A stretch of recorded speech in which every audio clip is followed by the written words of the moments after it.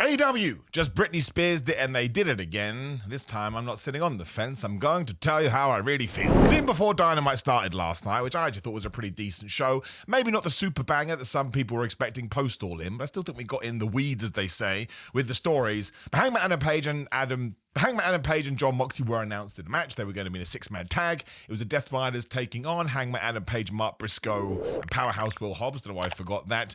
People are like, I cannot believe it. After a Texas death match, these two are going to be in a match. It's unbelievable. I think this is unfair. And I think you are missing very, very important caveats that AEW clearly put out there. Because neither John Moxley or Hangman Adam Page were stretchered away, right? After the match, they were not. Hangman Adam Page revealed the belt and he had a good old cryathon. And John Moxley was helped to the back by his Death Rider friends. The two people that were stretchered out, thanks to medical local facility people, were Will Ospreay and Samoa Joe. We did not see either of those two people on this episode of Dynamite. So those wounds and those cell jobs were accurately portrayed. And when it comes to Hangman Adam Page, he was limping and he was broken, both in his opening promo and what he did in the match, and even admitted, man, I'm a little bit banged up right now. And John Moxley has basically become a big baby. He's scared of everything. He was looking around. He was second-guessing himself. Dare I say it, he's lost his nerve. And he was selling all of his injuries too. At one point, he was on the apron going, man, my back, it really, really hurts. How is that not okay? Now, what really annoys me, not really, but in the world of wrestling,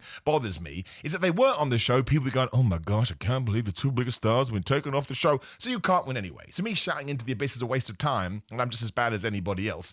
But can't we just sell it as they're like tough guys? I mean, they were happy to do that match to begin with. They did survive in inverted commas. So the fact they were able to brush themselves off and come back on Wednesday, that's a perfectly viable story to tell. I feel like AEW made that clear. And also, it's not like a Sunday to Monday. That's where lots of people used to throw criticisms at WWE. If it happened on a Sunday night, then you're back on Raw. It's obviously all changed now. But you had Sunday, Monday, Tuesday, and then all of Wednesday. You had 4 days, and nobody was sold as having a mad injury. Now, I get it. There was forks to the face. People think that's fake as well. I'm going to give up, man. You can't win. You just can't win. There's nothing you can do. But you had that. You had the bed of nails. You had the chain. You had the chest. There was a lot of carnage in that match. A lot of it was horrible. But there was no angle where it was sold. That person is dead. That person is out. And even the finish, which genuinely I think is one of the best finishes of the year, just mostly thanks to John Moxley's sell job, is that he tapped out because he didn't want to get choked out. Therefore, as soon as the chain was released, maybe he had a little bit of a bruised larynx, a little bit of a bruised throat,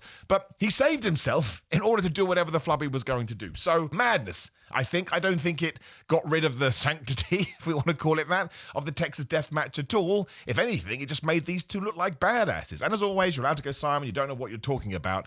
But I just don't think anything was sold that way. If they had just come out dancing through the fields, set on ups and downs, check out what culture, subscribe to them, subscribe to me. But if they were all like, oh my gosh, dairies, fairies, we love everything, then I'd be like, this is not right. You have to at least be a little bit, you have to be a different person now, which is kind of what Hangman talked about in his opening promo too. And I feel like John Moxley embodied that, if we want to get into the acting side, in the main event. And when he saw Darby Allin, he didn't know what to do. He was so damn scared. So I like to try and look at these things 50-50 sometimes. That one is absolutely perplexing. That is just pulling at straws. That is just getting mad. Then everyone got mad at the building too. Oh my gosh. Of course you want AEW to sell more than 1,200 tickets. Of course you do. I want all wrestling companies to sell 52,000 million tickets, because the more people watching wrestling, the better. But hot crowd, cool building. The weird criticism is now, well, they sold 28,000 on Saturday, but only did 1,000 here. Lol, they must be dying. That doesn't make sense, because they just sold 28,000 tickets 5 days ago. So how can that be used against them just because there was a massive drop-off? I'm not saying that there isn't a discussion to be had about this AEW residency and maybe why it didn't sell more tickets. I don't know. I don't really get into that side of things because I don't mind. I want them to do well. If they don't, as long as I enjoy the show, what the flub do I care? But it's not negative to say, oh, they sold all these tickets and now they didn't. But they still sold the original tickets to begin with. Look, I've been wound up today. This is a rarity. But at least if we're going to have these kind of discourses, have it grounded in reality, man. Focus on the 1,200, fine. I don't want to waste my life. But the 28,000 is a positive. They put 28,000 people in a building or a venue, an arena, whatever you want to say. That is mad. If you had told anybody that 10 years ago that a company in America, non-WW, was going to do it, you would have been smacked in the face. It was impossible. So sure, maybe there's something they need to look at their TV buildings. That's not the right word. You know what I mean? The numbers in the bit, but that's for them to worry about. I'm a fan. I enjoy the product. Not how many people are sitting there. I just thought this was a really good Dynamite, right? I did. It again, it did not hit there's no other way to compare it because people always, it needs to be like the Raw after WrestleMania. And sometimes the Raw after WrestleMania has been crap too. This wasn't crap though. But sometimes it has been like, I just thought this was a solid show. I think rather than do anything sort of super overboard, we established new programs, we established new roles for people. The opening promo by Hangman Adam Page I thought was wonderful, as he talked about, I got a wife and a kid that love me, and then dropped an F-bomb in the best way possible to show that he does have fire. He is now back to being the Hangman Adam Page that he was. He had 1,200 people here acting off the palm of his hand. He is super duper over, people cheering him, booing Moxie when he mentioned him. They just went on the ride with him, right? And that's what you want. But we also made sure to make it clear there are multiple challenges. Hangman and Moxie's not going away, I don't think. Maybe we'll take a rest period, but we have to do it again at some point, is what my gut tells me. But then MJF cuts a massive promo halfway through the show where he's like, I'm the embodiment of your depression, or something like that. I was like, all right, calm down. It does sound like a cool rap lyric. You could throw into a hip-hop trap. You're like, man, that's so cool, even though it's so dark. And he even said he wants to do it without the contract. So I think a lot of the latter parts of 2025 are going to involve Moxie, Hangman. Darby, I suppose, will be the guy to sort of drag Moxie away. So Hangman and MJF could be the program. I think eventually MJF will beat him, probably using that contract. But beforehand, again, made it very clear, we're going to do it 101, mano-mano. I mean, obviously Knox to the Hurt Syndicate, but he's not going to use that. He's going to find a way to sort of worm his way in. And then he called it not a get out of jail free card, a great glass in case of emergency card, hammer, whatever. That doesn't work. That's what I would do. I could potentially see a world, I don't know if I'm pushing it here too much, where you have MJF maybe even try twice and he can't do it. Hangman beats him both times. You have a close match, of course, and maybe something with the Hurt Syndicate backfires because Maxwell's not going to last long in that group after a while. And then he uses the contract on the third time, and that's just the best way to be the weasel that he is, and then he understands that character to be. So that's exciting, because I think there's many ways you could go with that too. We also set up Swerve Strickland versus Okada, based on Okada going, you screwed my friends, the Young Bucks. This was only one of my pet peeves. Somebody should have mentioned Will Ospreay's name as well. I know it was said he's been stretched off, he's going to be away for a while. I think we could have made a bigger deal out of it. And Okada just needed to say, Will, Swerve, how dare you? Swerve comes out. Swerve can say, yeah, my friend got taken out, so now I'm going to whoop your ass too. They still instead had a bitch off, which is fine. That could, I said this everywhere, that could main event any show in the world, right? Swerve Strickland is on fire right now. Okada is Okada. Hate his new music. I'll just admit it. Usually those things don't bother me. And I actually like it when you're kind of trying to reinvent someone, especially if they're leaning further into being a face or heel, that you change up the presentation. Sometimes it doesn't work. This one didn't work. The theme was fine, just not for Okada, right? Maybe it's just because that original Okada theme just has so many memories and nostalgia and power, it's difficult. It's like, who came out to a crappy Goldberg? Do you remember when Goldberg came out to Megadeth for like 3 weeks? It's like, no. It was a perfectly fine song. It's like, no, not for Goldberg, we're not doing it. It's a swing and a miss. It's not a big deal. But that'll be awesome, Okada versus Swerve. The only interesting point is, can I see Okada losing? I don't know. Because Don Callis said he's murdered Kenny Omega. Kenny Omega is dead. So we don't know when they're going to come back. And that also tied into the Young Bucks story, which was our Goofy Wrestling for Life. I mean, there was so much gibberish to this, but in the best possible way. They've taken an Uber to the arena as if they're now broke and all their money's been stolen. But I like to think if they can't use the company expenses, not spending our money. And their locker room got changed to Matt and Nick Jackson, the EVP scrubbed off during the show. Why would no one have done this beforehand? And when they did their entrance, and there's no music, which I can kind of justify because, again, maybe they need to pay a licensing fee. That's gone.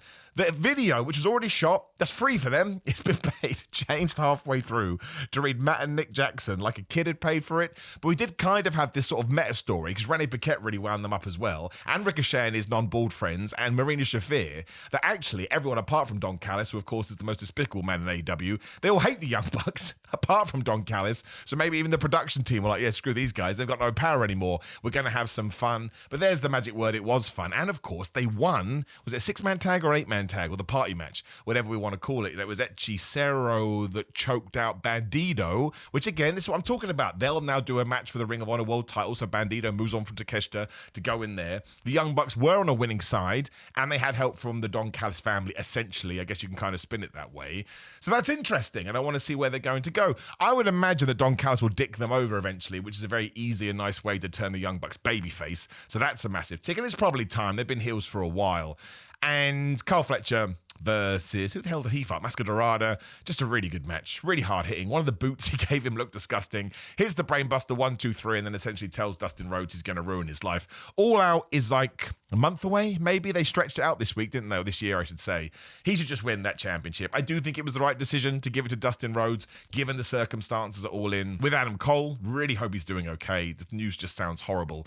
But it doesn't need to be a long-term thing. Kyle Fletcher can win it, and he's going to be pushed to the moon anyway, so why stand on ceremony, Mr. Wayne? We can get into it. And Adam Copeland cut his big promo post All In as well, when he said, listen, Christian Cage is an asshole. I wasn't saving him. I just wanted to stop FTR. Told the story that they were the people that trained him before he made his return. Even though he was in WWE and they were in AEW, they dreamed about being trios champions. Then as soon as that happened, Cash and Dax wanted to be tag team champions. They screwed over Adam Copeland. Out comes Stokely Hathaway and eventually gets speared. And the stipulation now is that if Adam Copeland does get involved in an FTR match, he's going to be fired. Eventually, Christian Cage will probably do something and save Adam Copeland in the same way that he did. And obviously, he can get involved in an FTR match. Probably cost them the tag team titles when FTR go after the Hurt Syndicate. That would rule. That's a really good way to do it because Bobby Lashley and Shelton Benjamin have to sell for Cash and Dax.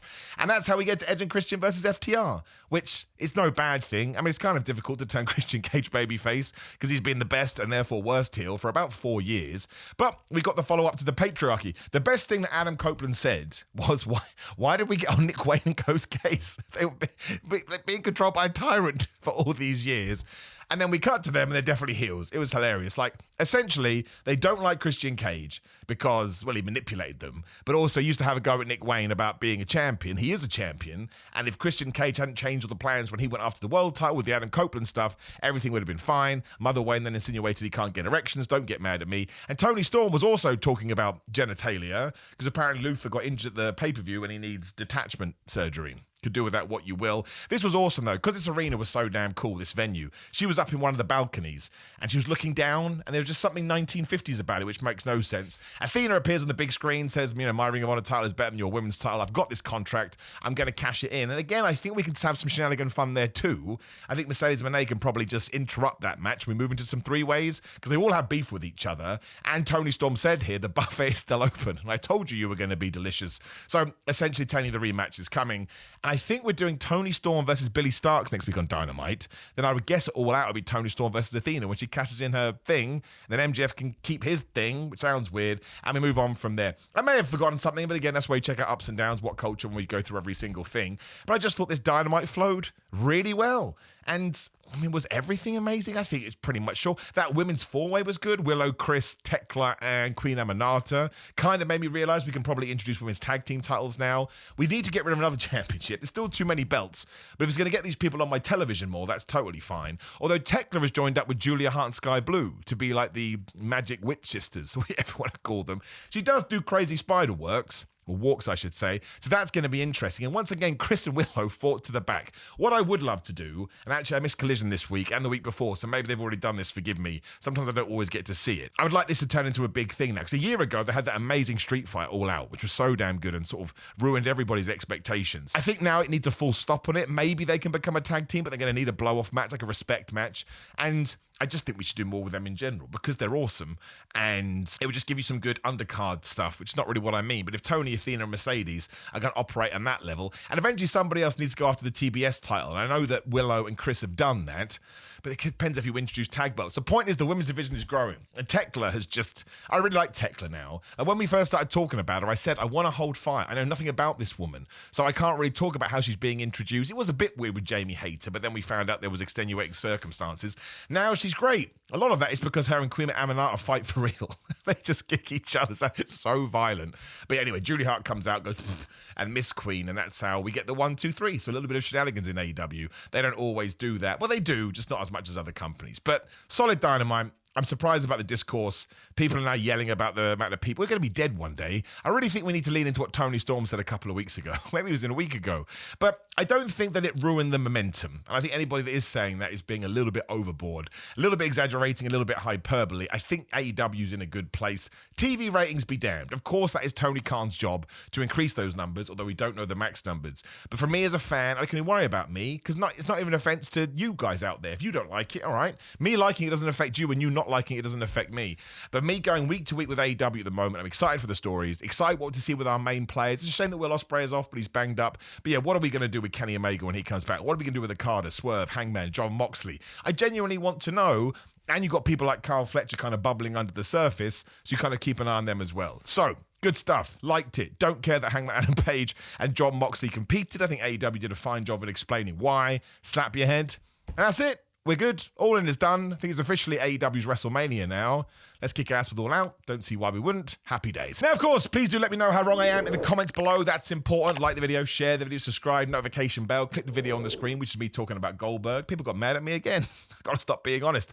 Also, go to patreon.com/Simon Miller 316 to sign up for my watch-alongs. Having a good old time doing a SummerSlam special this week. So that should be good. Grillamine.com/Simon. Use code Simon to get 10% off ships worldwide. Bet fitness supplements there are. Simon Miller 316 on social media. Simon Miller on the video thing known as Cameo. Simon J. Miller on TikTok or something like that. Just search for my name. It changes all the time for some reason. BigCartel.com/Simon Miller and SimonMiller.BigCartel.com and ProWrestlingTees.com/Simon Miller for merchandise. Now we can rest for a couple of days. Well, SmackDown's tomorrow, I guess, but there's no pay-per-view this weekend. Thank Flubbins for that. I need a break, but not from you. Goodbye.